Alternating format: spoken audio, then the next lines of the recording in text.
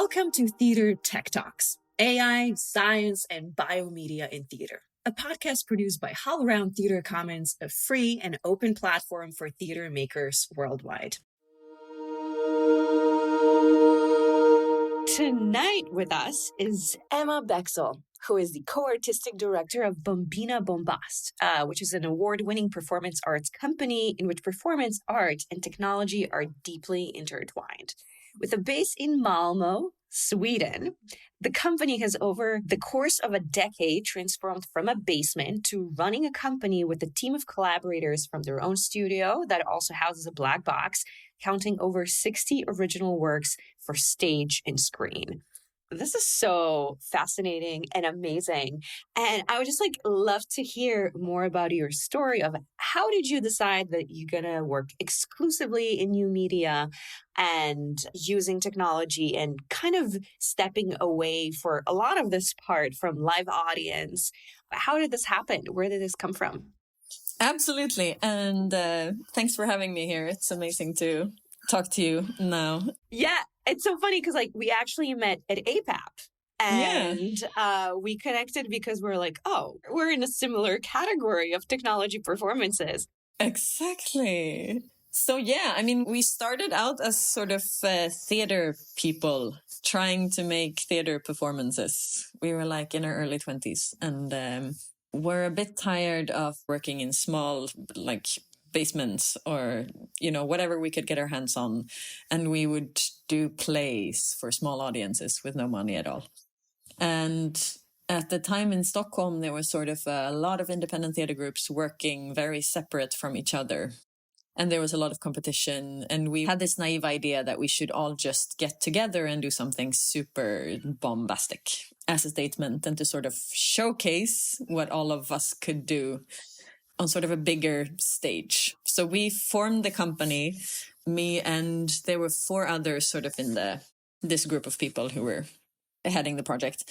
And we had this idea to make gather a bunch of these independent theater groups and put up a show, basically. And we decided to do a musical adaptation of Voltaire's Candide, the political satire. And so we sort of worked towards that. And that was basically, it was in many ways, classical theater performance with music and narrating sort of a very, Brechtian form sort of, but for what we do now, a very classical piece of theater. And we managed to gather 50, 60 people to make this happen. And we had a bunch of clubs and events heading up to this in order to fund it. So we sort of built a community around this idea of Bombina Bombast as a bit of an activist group that was doing something for the young culture scene. And so this whole endeavor was funded by, selling beer at whatever venue we could get our hands on. And we created the organization for this project alone. But then after, because we got a lot of, press and a lot of people joined in making this happen. So I remember this meeting we had after having finished the shows. There were 50 people in the room and we were saying, we have a momentum. Let's keep running this organization and make something great. And then once it was time to write applications and look for money, it was me and Stefan left. So we sort of continued for a while in Stockholm, but then mostly because it's very hard to find somewhere to live in that city. It's expensive. And we almost on a whim moved down to Malmö. We can actually find somewhere to live there that's affordable. So we moved down, and that's when it sort of, we realized we had the chance to, from the beginning, build something new. So we used Bombina Bombast as sort of the vehicle for the idea to what do we want to do? We've done this theater thing, but we're both board gamers and come from sort of playing board games and digital games in our spare time. And we were young and naive still, but thinking we can make theater. We know how to make theater. But how do you make theater that sort of engages an audience in the same way as we feel like this gaming can do with an audience or a participant?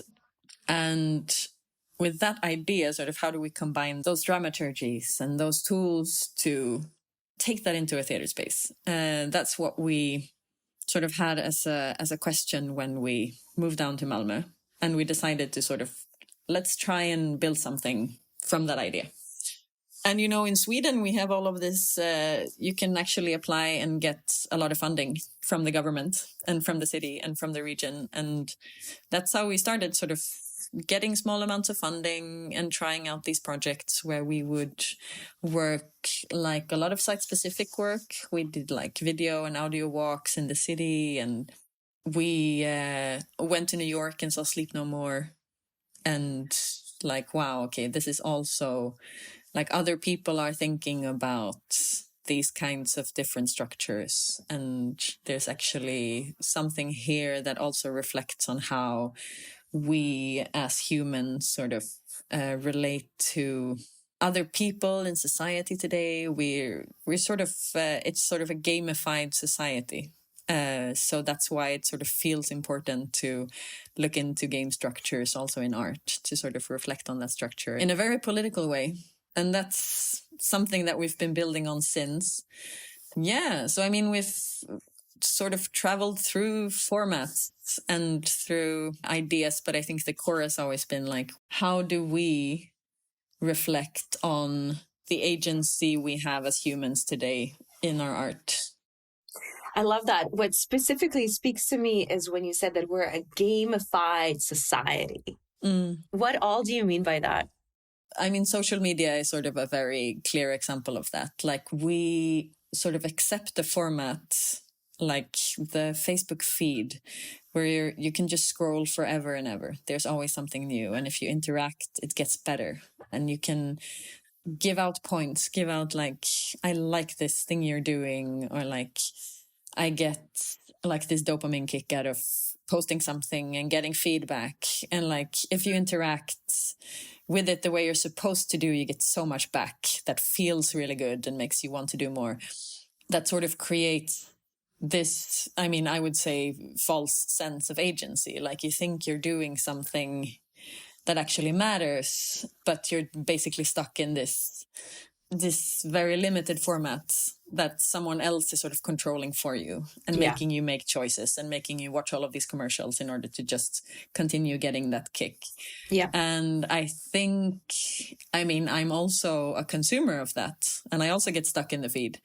But I think looking at that critically and thinking like, what does this really do? And why do we think, I mean, I sure do, like, I act like this is a public space, like this is somewhere where I can protest or somewhere I can like share important information, but it still becomes part of this bubble where what I say ends up in like what like-minded people want to see. It's something about the whole system that's like, I think I protested, but did I really? Yeah. Like, did I? Because you still use the same tools. Yeah. Yeah. I mean, I know that every now and then I delete my apps. And then I spend a day or a couple of days without the app. And then, you know, I need to go on because I need to check this or that. You know, did somebody message me? You know, blah. And there's also a sense of responsibility, as if I have a responsibility to respond. And I have a responsibility to share and to contribute. So, okay, I go back on.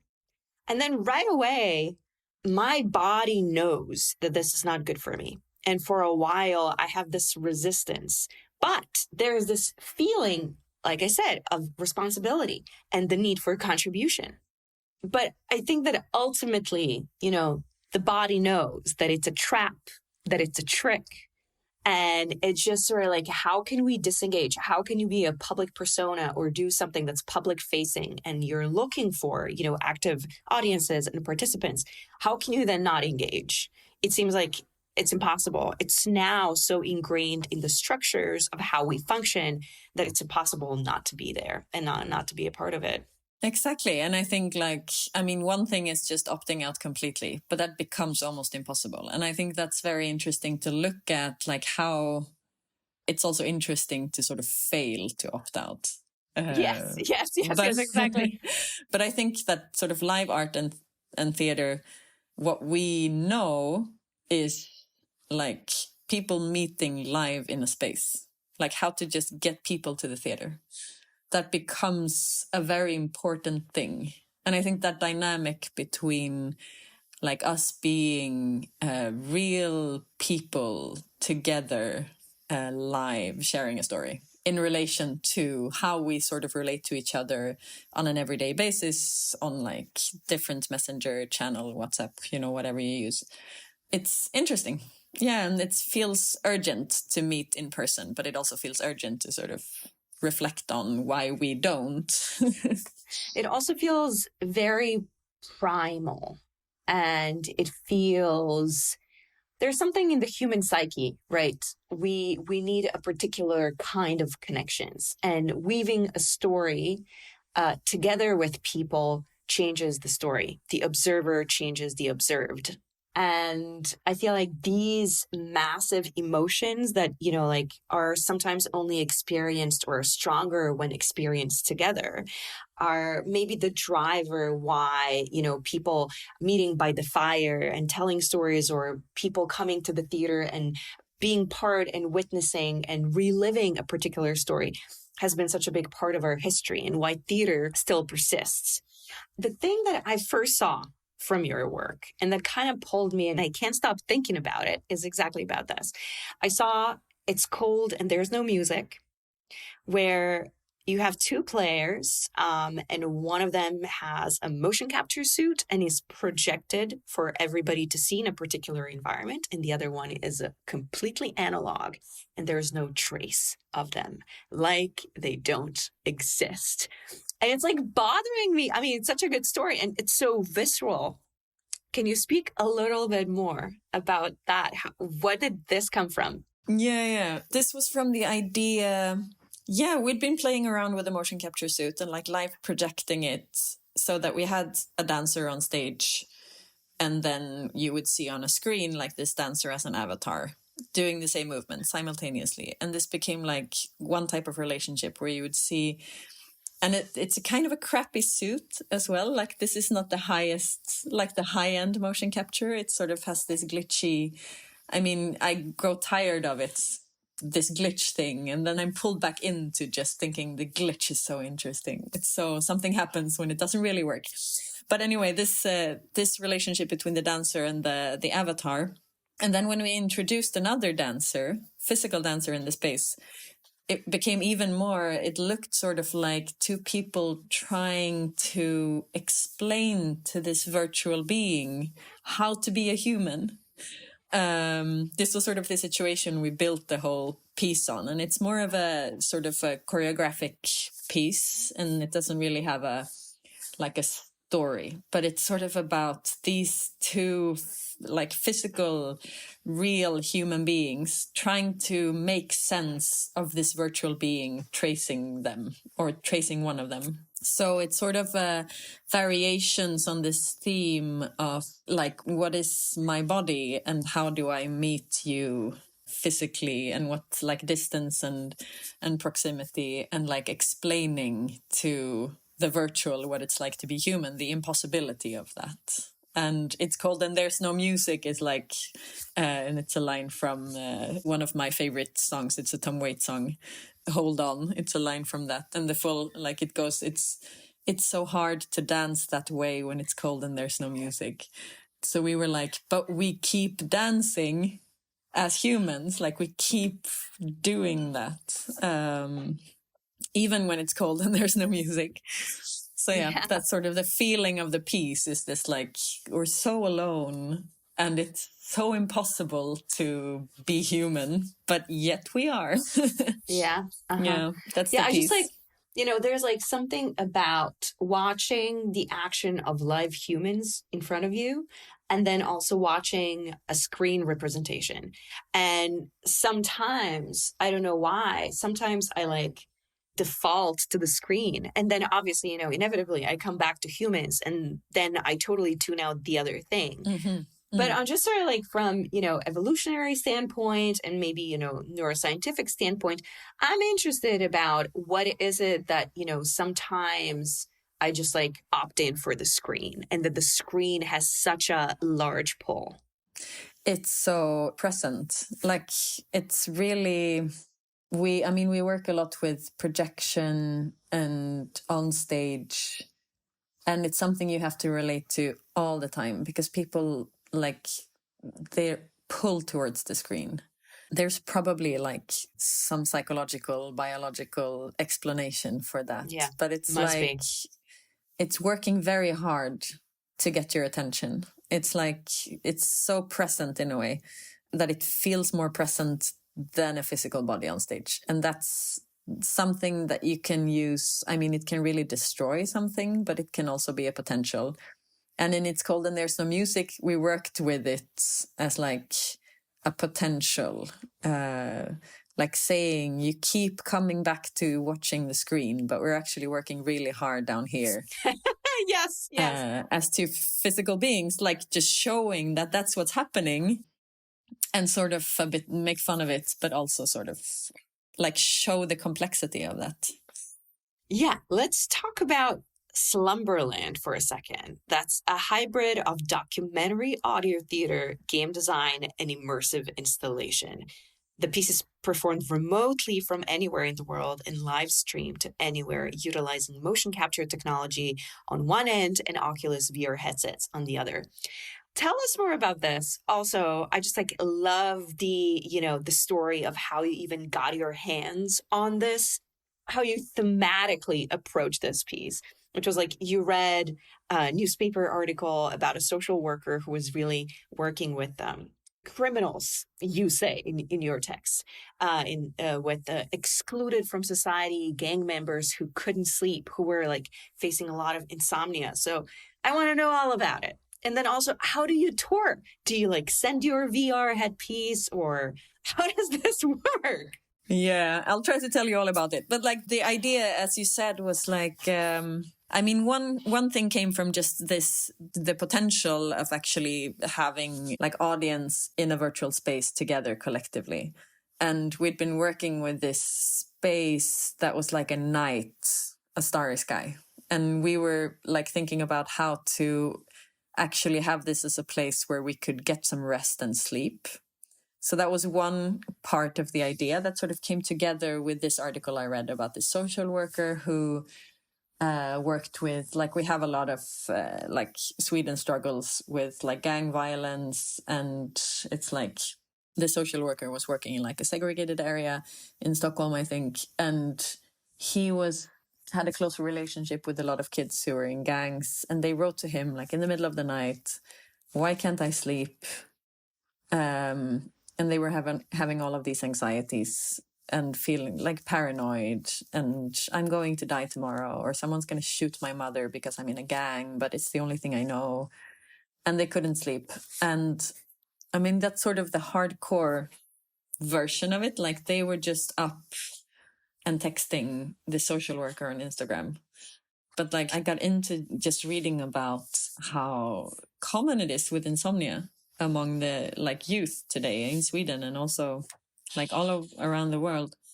And not just insomnia, there's like the criminals with insomnia, but there's also like just a regular 14-year-old who struggles going to sleep because of like anxiety, stress, and that screens have such a big part in this sort of relationship with going to bed and like failing to sleep because you're on your phone. But also that's where the safety is. That's where you can get like talk to your friends about your anxiety. So it's like this double thing where you're like unable to put your phone down because that's where you find comfort, but you need to put it down in order to sleep. So you're like in this liminal space of like, I mean, we know that screens are actually make us sleep less.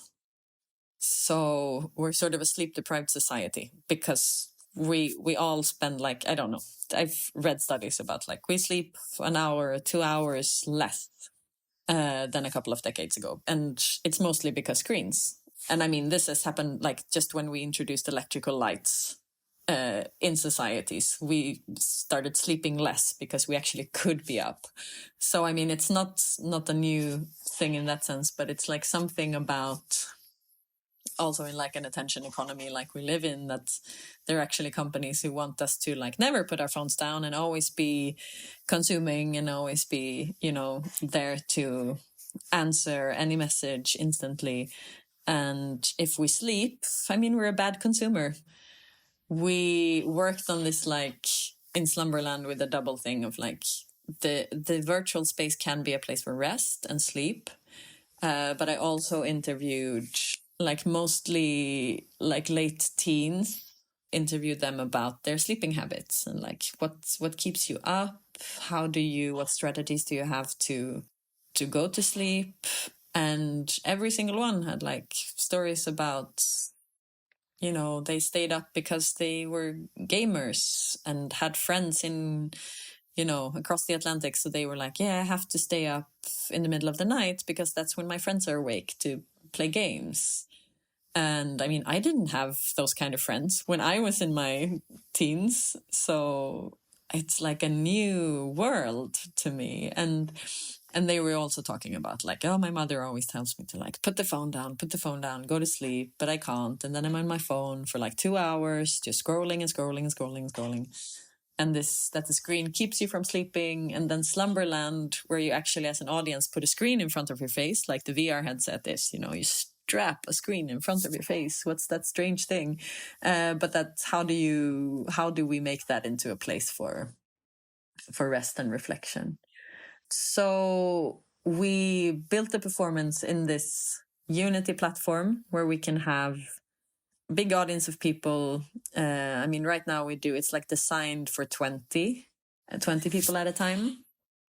And we have a performer like live streamed from a motion capture suit that sort of guides the audience through sort of a ritual where you also get to hear some of these stories from the youth that we interviewed. And there's also an element where you sort of get to explore a field of beds. Like we also went into some of these teenagers' homes and scanned their bedrooms. So you get to enter into their bedrooms and stand by their bed and hear their story. So you can sort of explore different stories by listening. We put them inside of stars. So you pick up a star and then you can hold it to your ear and listen to an interview. And we can also add interviews, like when we tour, if we stay somewhere for a longer time, we also try to make interviews wherever we go and add them to the piece. So it sort of grows as it tours. But yeah, we're trying to find like the one touring model for it. But right now it's still like everything's in development because venues are more or less used to handling VR headsets. And some are like, yeah, we have 20, so we can show it. And some are like, we have no idea how to even turn a headset on. So then we come there with our headsets and we, facilitate.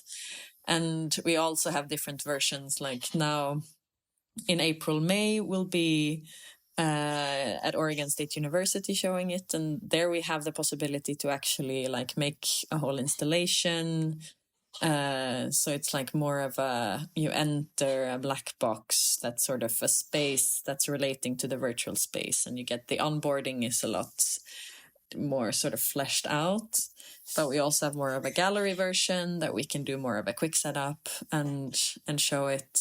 But, the potential, the thing we can do is that we have a technician and performer in Sweden, but we can perform in the US without even traveling. And anyone can join if they have their own VR headsets. But it's sort of also an exploration into like the infrastructure of touring, 20 VR headsets and remote performers. Like, how do we actually do that? The potential is that we don't have to go at all, but usually we have to have someone there to facilitate, or we have to have someone to set up the installation. And also venues are interested in actually having the performer on location so you can see how it works, because it's still like interesting to engage with the behind the scenes. You're also developing a new iteration of the AI Party, which is a series of performances centered around the idea of a political party led by an artificial intelligence. Tell me all about that. Yeah, that's a project that started way before ChatGPT, where we collaborated with Triage Live Art, that's Australia and Berlin-based, Melbourne and Berlin-based company, and the Center for Everything from Helsinki. And we had the idea to involve an artificial intelligence as an artistic co-creator in a project. So we tried to get our hands on an AI to use as an artistic collaborator. And already then we had the idea to like, what if this could be an artistic collaborator? What if it could be a political collaborator? What if it could be a political leader? And anyone who's read Isaac Asimov has this image of, at the end of I, Robot, there's this all-knowing AI who makes all the political decisions in the world based on like dividing resources equally and all of that. So there was this utopian idea of like, what if we have this super intelligence, then we actually would never have to, hold an election because it would know what we would vote for and it would make the decision based on a democratic outcome, or however we would like want to structure it. It could sort of make all of those decisions and we wouldn't have to have humans like us.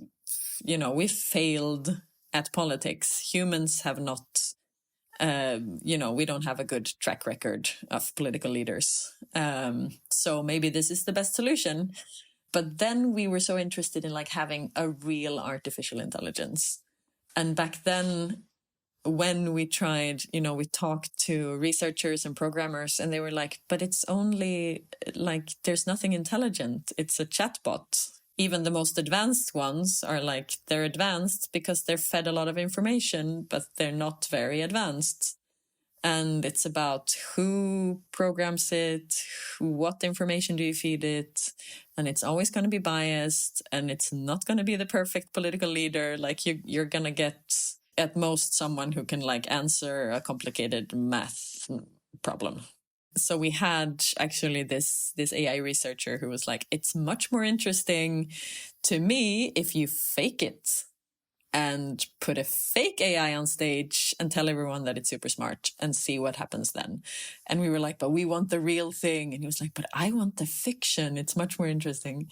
So we sort of, the different companies involved in the project sort of made different iterations of this idea of having a political leader that was an AI. And for us, it resulted in a series of performances where mostly for teenagers about sort of the idea like about a political party run by an AI, but we had a performer who would perform as the AI and the kids would interface with it in different ways, like as a voice or as an avatar. And we sort of created these situations that they could ask it questions or feed it data. And we could like, what would you want a political leader to be? And the AI could sort of respond to that. And was this scripted for the actor portraying AI, or how was this generated? It was sort of in the form of a theater performance, but with different like interactive elements. So it would sort of start out as a presentation from people who said they were from the AI party, and you would talk to this AI, and then the AI would evolve, and you would sort of divide into groups and interact with it in different scenes, more of like an immersive theater performance. And then you would sort of come together in the end. And then the AI would be like in the form of an avatar, a bit like in It's Cold and There's No Music. Mm-hmm. Your visuals are really, really stunning. I am curious how you as theater makers grew into, I don't know, maybe video designers, game engine designers. You said that your story is kind of like from basement to a studio with the theater. So how many people do you have working with you? What are the different profiles of people working with you? What does this like team really look like in terms of different skills that you have and different backgrounds that you have. Yeah, this is very interesting. I mean, in the beginning, me and Stefan were like learning all of the things ourselves. And that became a bit of an important way of working as well, because we're thinking about the technology and what it does in society sort of through and with the technology. So knowing how it works has always been important. So in the beginning, we like built our own VR camera using GoPros and rubber bands and, you know, some tape. And then we would spend 2 weeks stitching together the footage because no one could tell us how to do it. And, you know, it's like this DIY thing. But then sort of as we grew and got a bit more funding, we had the ability to get like more specialized people coming in. But still, I think we've always had this DIY attitude towards technology, and that we sort of have to know how it works. But then when the pandemic came, you know, everyone else was like sitting at home, rolling their thumbs, trying to figure out what to do. And we had more work than ever. Because what we'd always been arguing for, like, we need to look at technology and learn how it works, suddenly became, you know, the competency everyone was looking for. So we were consulting, we were live streaming performances for people, you know, we knew cameras, we knew live production, like live video production. And, you know, we were all over Sweden helping people set up, you know, studios and going digital or reworking a performance into something that could be done on Zoom. Or, yeah, we never got any rest during the pandemic. And also our team grew sort of in that direction of video production and like interaction design. And then now we're sort of in a moment where we're actually downscaling. We were at most, I think 9 or 10 people in the office, and that's producers and production assistants, but also a light designer, video designer, like a technical manager, but usually people with a very wide skill set, because we do a lot of different things. And, you know, we do our own artistic work, and then we do like consulting, and we also go into institutions and do like, you know, video design for another director, or like live video editing for, like, we sort of try to have a balance between doing like gigs for others and doing our own artistic work. Got it. And so this entire team, these 10 people, these people are on a payroll. They're not just coming in and out depending on the work, but they're on the payroll. Yes. Not right now. We don't have the money to keep that many people. But at a moment, like during the pandemic, yes, we were 10 people on a payroll. Wow, that's so impressive. And okay, that I'm starting to understand the profile, because when I saw 60 performances or 60 pieces of, you know, artwork basically in 10 years, that's a lot. That's a really big sort of like output. And I was curious if this is like, these are all your native projects, or if these are including the projects that you're working for other people. And I'm understanding that this is including what you were sort of like commissioned to do, or, you know, you helped with and produced for others. Yeah. But I mean, in those 60 are not included like the gigs where we're not artistically involved. It's like, yes. It's really, we have been very productive, and also like do a lot of like quick, for example, this video walk concept where we come to a venue, we get like a commission to do a video walk. That's like, we do research on the space and the place and interview people, and then we do like a guide. And that can be like, it's a big production, but it's not like a 6-month production. And we did like a showcase of that at APAP, where I did like a video walk from the foyer, like from the entrance, and sort of up through the conference and then back again. And that was about when I did like just the basic research about the Hilton Midtown. I realized that was actually where the engineer from Motorola made the first cellular phone call outside of the entrance of the Hilton Midtown, and I was like, this is a historic site. Like they had this idea to maybe we can like build these devices that like a phone that you can carry with you, that's a personal device, and that was revolutionary at the time. So I was just intrigued by this being a historic site. Yeah, I'm so curious, to hear your story, because it does feel that, living and creating in Sweden is much different than living and creating in the US. You also have 2 young children. And I'm just, it seems like unimaginable that you're, creating 60 pieces in 10 years, consulting, running your own company, making your artwork, and have 2 children. How is this possible? How do you manage the time? What's your little secret sauce? Well, I wouldn't say it's easy, but I mean, we do have like free childcare.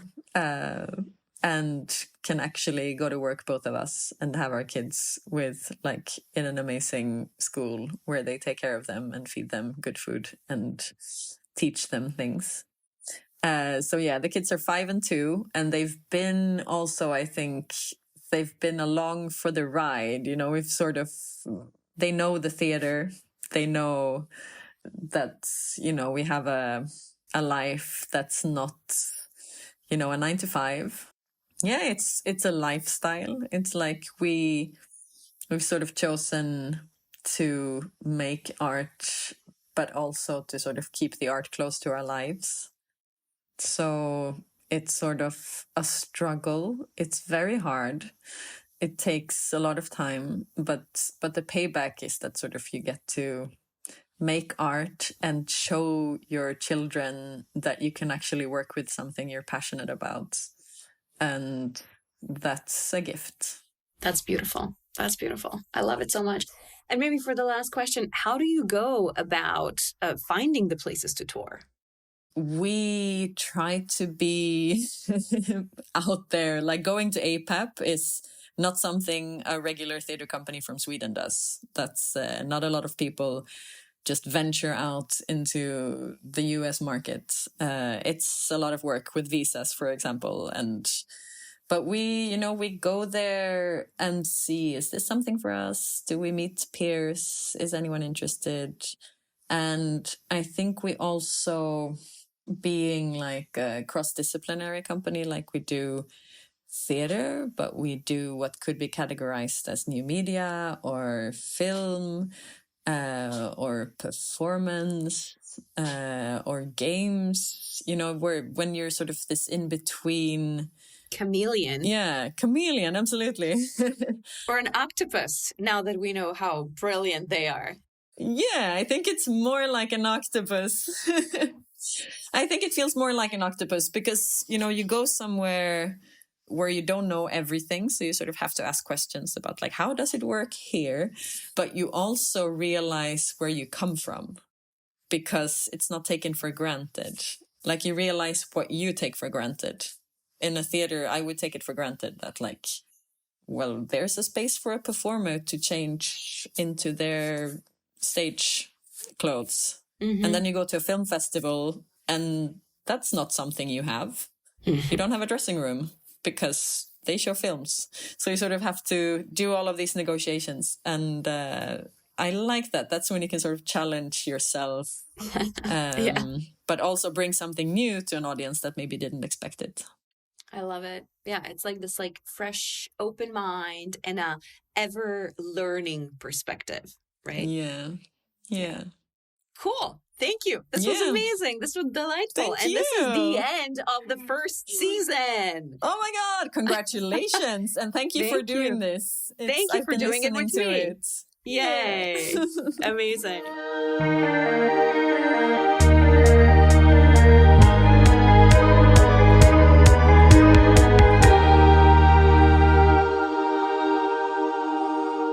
This podcast is produced as a contribution to HowlRound Theater Commons. You can find more episodes of this show and other HowlRound shows wherever you find podcasts.